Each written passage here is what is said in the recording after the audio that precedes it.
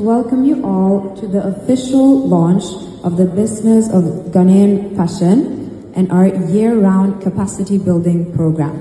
Flagship program, Modified Taxation, is developed to focus on institutions and industries like yours. We know a number of your members are within the SME brackets. That sometimes finds it very difficult to employ accountants or even lawyers to help you understand how your tax calculations, for instance, to be done. So under the Modified Taxation program, we are making the process very simple so that we can have thresholds. For instance, let's say Madam Taylor's enterprise in Abosokai, for instance, in our assessment in a year, for instance, can be given a whole year 5,000 Ghana cedis or 2,000 Ghana cedis to pay as tax.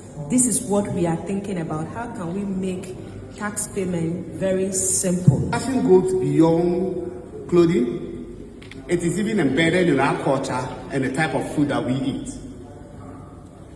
In recent times, there's so much emphasis on fashion, and you know why. Because it defines who we are and what we stand for.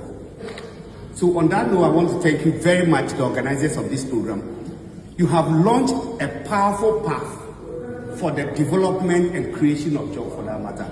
Let's join me and let's give them a round of applause. Struggling with this, I had a beautiful pitch deck that my dear Bernie had beautifully crafted. And nobody was paying attention. Everyone was like, we'll speak to you later. So in my desperation, I reached out to her and I'm like, do you have anyone who can help me fund this? And she said, it actually sounds good. Come to us.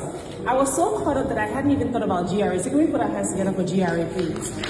I will also want to thank Mr. Charles Teteto. He's so passionate, isn't he? Thank you so much. And also for UNESCO, AFCFTA, our technical partners. Oh my God.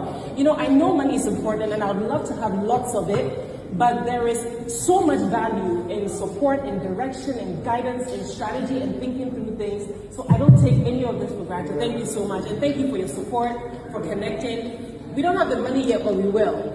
I want to call out Vanessa. I don't think Vanessa will remember. I remember sharing this with Vanessa of Christy Brown, and Vanessa said, I said, I'm struggling. We need to find money. She said, Hillary, if you can't find the money, I don't know who can. And I still haven't found the money, Vanessa, but we will in the name of Jesus. But in my defeated moment, that statement, it was just a vote of confidence.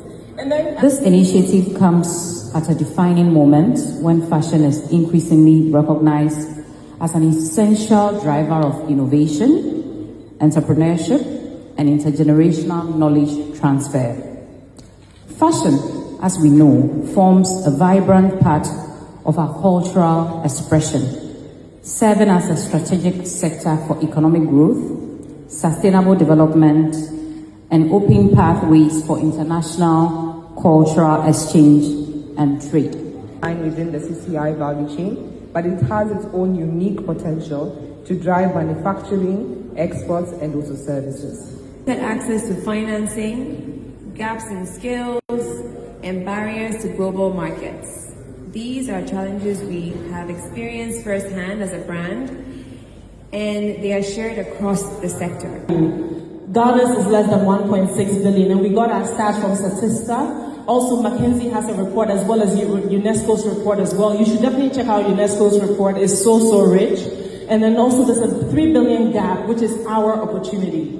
So our objectives are really clear and very simple. At least for the first few years, we really just want to ground and have the foundation. How do we develop, formalize, and scale the industry? When we talk about development, how do we help in structuring and focusing on designing or structuring their factories to cater for these clientele, without taking into consideration